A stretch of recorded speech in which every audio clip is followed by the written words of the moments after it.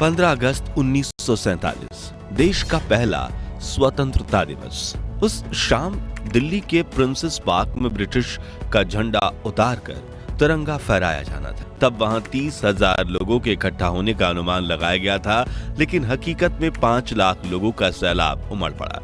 खुद जवाहरलाल नेहरू और Lord Mountbatten को समझ नहीं आ रहा था कि मंच तक जाए। पंडित नेहरू को लोगों के कंधों पर चढ़कर मंच तक पहुंचाने की जद्दोजहद करनी पड़ी और लॉर्ड माउंटबेटन तो अपनी बग्गी के बाहर से ही नहीं निकल पाए। लॉर्ड माउंटबेटन की बेटी मेला कहती हैं कि जब मैं वहां पहुंची तो पंडित नेहरू ने मुझे चिल्लाते हुए कहा कि तुम लोगों के सिर और कंधों पर पैर रखते हुए मंच पर आ जाओ, वो बिल्कुल बुरा नहीं मानेंगे। तो मैंने कहा, मैंने ऊंची एड़ी वाली सैंडल पहनी है जो लोगों को चुभ सकती है। तब नेहरू फिर बोले, तो सैंडल को हाथ में लो और आगे बढ़ो। ये कहते हुए नेहरू भी लोगों के ऊपर से होते हुए मंच पर पहुंचे और फिर उन्हें देखते हुए मैंने भी अपनी सैंडल उतारकर हाथों में लिया और इंसानों के सरों पर कालीन की तरह पैर रखते हुए पहुंची, जहां मैं सरदार पटेल की बेटी मणिबेन पटेल के साथ जाकर खड़ी हो गई। उधर माउंटबेटन की बग्गी लोगों के सैलाबों के बीच इतनी बुरी तरह से फंस गई थी कि वो उसमें से उतरने की सोच भी नहीं सकते थे। इसलिए उन्होंने पंडित नेहरू की तरफ देखते हुए चिल्लाकर कहा, लेट्स होस्ट दी फ्लैग, यानी चलिए झंडा फहराइए। जिसके बाद प्रिंसेस पार्क में भारत का महान तिरंगा फहरा गया और माउंटबेटन ने अपनी बग्गी पर खड़े होकर ही तिरंगे को सलामी दी। जिसके बाद कुछ ऐसा हुआ जो अंग्रेजों के 200 सालों के शासन में कभी नहीं हुआ। जी हां, भारत की जनता ने पहली बार दिल से किसी अंग्रेज के नाम का जयकारा किया, वो थे लॉर्ड माउंटबेटन। हर तरफ एक ही नारा गूंज रहा था, माउंटबेटन की जय, पंडित माउंटबेटन की जय। उस दिन माउंटबेटन को वो सौभाग्य प्राप्त हुआ जो किसी अंग्रेज को नहीं हुआ था और उनकी आंखें खुशी से भर आईं। उस समय देश के करोड़ों देशवासियों ने आजादी का जश्न इतने बड़े स्तर पर मनाया कि जय हिंद, जय भारत और भारत माता की जय के नारों की गूंज पूरी दुनिया के कोने कोने तक पहुंच गई। और आज की इस खास वीडियो में आपको देश के पहले स्वतंत्र दिवस की सैर पर ले जाने वाले हैं, जिसमें हम कुछ दिलचस्प किस्सों के साथ दुर्लभ वीडियोस भी देखेंगे। बाकायदा ब्रिटेन का झंडा उतारकर भारत का तिरंगा लगाने का दुर्लभ वीडियो भी देखेंगे। इन सब की मदद से आप उन खुशनुमा पलों को खुद महसूस कर पाएंगे। आपका सीना गर्व से चौड़ा हो जाएगा और तो और खुशी के आंसुओं से भर जाएंगी आपकी आंखें। तो पूरा वीडियो जरूर देखिएगा। दोस्तों, द्वितीय विश्व युद्ध में भले ही प्राइम मिनिस्टर विंस्टन चर्चिल ने ब्रिटेन को जीत दिलवाई थी, लेकिन इस जंग में ब्रिटिशर्स की कमर टूट गई थी। दूसरी तरफ भारत में आ गई थी। नेताजी सुभाष चंद्र बोस की देश के बाहर देश के लिए बनाई गई आजाद हिंद फौज अब जंग की तैयार थी और महात्मा गांधी के नेतृत्व में देश में स्वतंत्रता आंदोलन अपने चरम पर था। जो देख ब्रिटिशर्स ये समझ चुके थे कि अब अगर हम भारत को आजादी नहीं देंगे तो वो हमें बेइज्जत करके देश से बाहर खदेड़ फेंगे। ऐसे में नए प्राइम मिनिस्टर रिचर्ड एटली ने 20 फरवरी 1947 को ब्रिटेन की हाउस ऑफ कॉमन्स में घोषणा करते हुए कहा कि हम 30 जून 1948 तक भारत को पूरी तरह से आजाद कर देंगे। लेकिन समय बीतने के साथ कुछ ऐसा हुआ कि भारत को आजाद करने की तारीख नजदीक आ गई। दरअसल भारत को आजाद करने की जिम्मेदारी देश के आखिरी वायसराय लुईस माउंटबेटन को दी गई थी, जो शुरुआत में इस काम में साल भर का समय लेने वाले थे। लेकिन देश की स्थिति अब नियंत्रण से बाहर होने लगी थी। इसी दौरान एक और स्वतंत्रता सेनानी लगातार संघर्ष कर रहे थे। वहीं दूसरी तरफ अंग्रेजों के डिवाइड एंड रूल षड्यंत्र की वजह से देश के कई इलाकों में जात पात के दंगे भड़क उठे थे। स्थितियां अंग्रेजों के हाथों से बाहर निकल रही थी। तभी ब्रिटिश इंडिया के आखिरी गवर्नर जनरल सी राजगोपालाचारी ने माउंटबेटन को समझाते हुए कहा कि अगर आपने 30 जून 1948 तक इंतजार किया तो वापस करने के लिए आपके पास कोई सत्ता ही नहीं बचेगी। यह बात उनके जहन में बैठ गई थी और लॉर्ड माउंटबेटन ने भारत को जल्द से जल्द आजाद करने का निर्णय लिया और 3 जून 1947 को इस प्रेस कॉन्फ्रेंस में ऐलान कर दिया गया कि 15 अगस्त 1947 के दिन भारत को आजादी दी जाएगी। साथ ही भारत और पाकिस्तान के नाम के 2 देश बनेंगे और इनके संविधान भी अलग अलग होंगे, जिससे लंदन में तो हैरानी का माहौल फैल गया, क्योंकि अब सोने के अंडे देने वाली ये चिड़िया 200 सालों बाद उनके कैद से आजाद होने वाली थी। लेकिन भारत में खुशियों का माहौल फैल गया, क्योंकि जिस आजादी के लिए लाखों फ्रीडम फाइटर्स ने अपनी जान दी थी, अब जल्द ही सभी देशवासी उस आजादी की खुली हवा में सांस लेने वाले थे। दोस्तों, क्या आप जानते हैं कि आजादी के दिन तो 15 अगस्त को चुना गया, लेकिन तब आजादी का समारोह 14 अगस्त की दरमियानी रात को ही क्यों शुरू कर दिया गया था? तो इसके पीछे भी एक खास कारण था। दरअसल भारत के वरिष्ठ ज्योतिषियों के मुताबिक 15 अगस्त का दिन शुभ नहीं था। उन्होंने कहा कि ग्रह नक्षत्र की स्थितियों के लिहाज से 15 अगस्त को इतना महत्वपूर्ण काम नहीं किया जा सकता, और सौभाग्य से 14 अगस्त के दिन सितारों की स्थिति 15 अगस्त की तुलना में ज्यादा बेहतर थी। लिहाजा फैसला लिया गया कि 14 अगस्त 1947 की ठीक आधी रात को यदि भारत को आजाद कर दिया जाए तो यह हर तरह से बेहतर साबित होगा।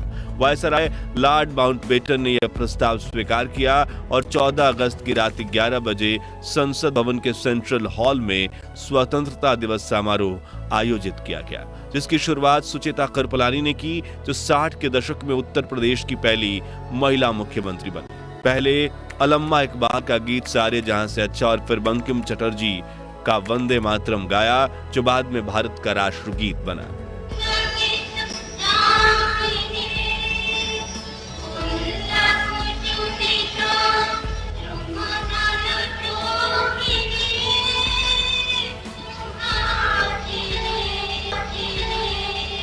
ठीक 11:55 पर आजाद भारत के पहले प्रधानमंत्री जवाहरलाल नेहरू ने अपना प्रसिद्ध भाषण ट्रस्ट विद डेस्टिनी यानी कि नियति से मिलन शुरू करते हुए कहा, बहुत साल पहले हमने अपनी नियति से वादा किया था और अब वो समय आ गया है जब हम अपनी प्रतिज्ञा को पूरा करेंगे। पूरी तरह से या पूरी तरह से तो नहीं, लेकिन बहुत हद तक।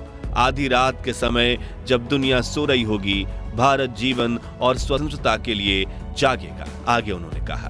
अच्छा है कि इस वक्त खास तौर से इस बात को याद रखें, इस आजादी के दरवाजे पर जब हम खड़े हैं, कि हिंदुस्तान किसी एक फिरके का मुल्क नहीं है, एक मजहब वालों का नहीं है, बल्कि बहुत सारे बहुत किस्म के बहुत धर्म और मजहबों का है। फिर घड़ी में जैसे ही रात के 12 बजे तो एक साथ कई शंख बजने लगे। वहां मौजूद लोगों की आंखों से आंसू बह निकले। महात्मा गांधी और सुभाष चंद्र बोस की जय के नारे से सेंट्रल हॉल गूंज गया। राष्ट्रपति सुभाष चंद्र बोस का 51 बैलों का रथ चंद्रबाबू की पापा है, देखिए राष्ट्रपति सुभाष चंद्र बोस का 51 बैलों के रथ का तवारीखी जुलूस इतिहासगत। महात्मा गांधी की जय, महात्मा गांधी की जय, पंडित जवाहरलाल नेहरू की जय, पंडित जवाहरलाल नेहरू की जय। जिसके बाद आजादी के लिए शहीद हुए स्वातंत्र्य के सेनानियों की याद में 2 मिनट का मौन भी रखा गया। आजादी के शहीदों यानी आजादी की जंग में जान कुर्बान करने वाले बहादुरों की याद में 2 मिनट की खामोशी। वहीं बाहर तेज हवा के साथ बारिश में भी हजारों भारतीय इस क्षण का इंतजार कर रहे थे। जैसे ही नेहरू संसद भवन से बाहर निकले, मानो हर कोई उन्हें घेर लेना चाहता था। वरिष्ठ पत्रकार खुशवंत सिंह बताते हैं, हम सब रो रहे थे, एक दूसरे की भावनाओं में बह गए थे और आसपास में अनजान लोग भी खुशी से एक दूसरे को गले लगा रहे थे। कुछ समय बाद जवाहरलाल नेहरू और राजेंद्र प्रसाद लॉर्ड माउंटबेटन को औपचारिक रूप से भारत के पहले गवर्नर जनरल बनाने का न्योता देने पहुंचे। माउंटबेटन ने उनका अनुरोध तहे दिल से स्वीकार किया।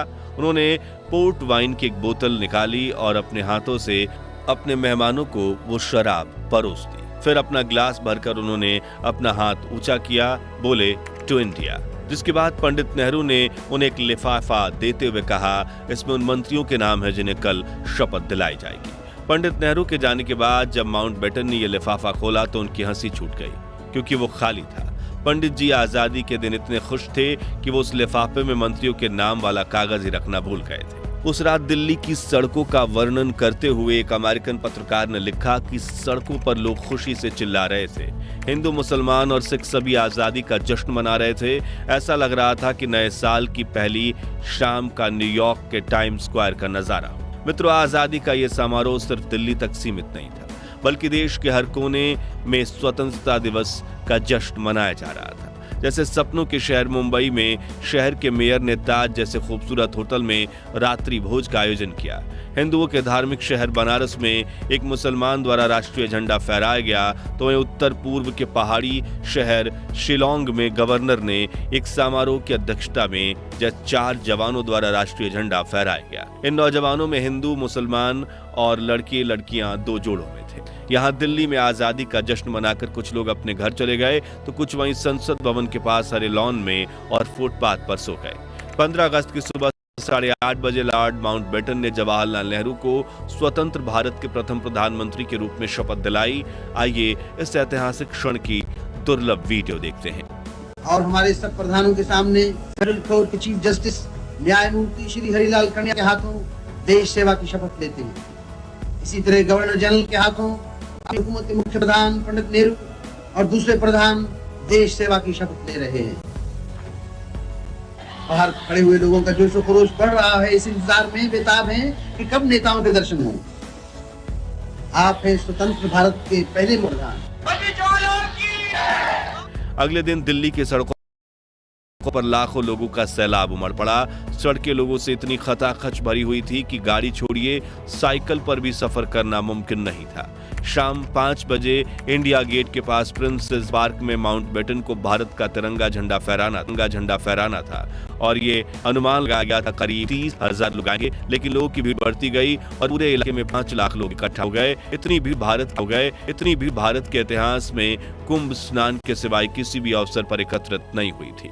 उस पल का अंदाजा आप इसी बात से लगा सकते हैं कि भीड़ को रोकने के लिए लगाई गई बल्लियां, बैंड वालों के लिए बनाया गया मंच, विशिष्ट अतिथियों के दर्शक दीर्घा और रास्ते दोनों ओर बांधी गई रस्सियां, हर चीज लोगों के इस प्रबल धारा में बह गई थी। बैंड वालों के आसपास लोगों की भीड़ इतनी थी कि ढोल बजाना नामुमकिन हो गया था। लोग एक दूसरे से इतना सट कर बैठे थे कि इनके बीच से हवा का गुजरना भी मुश्किल था।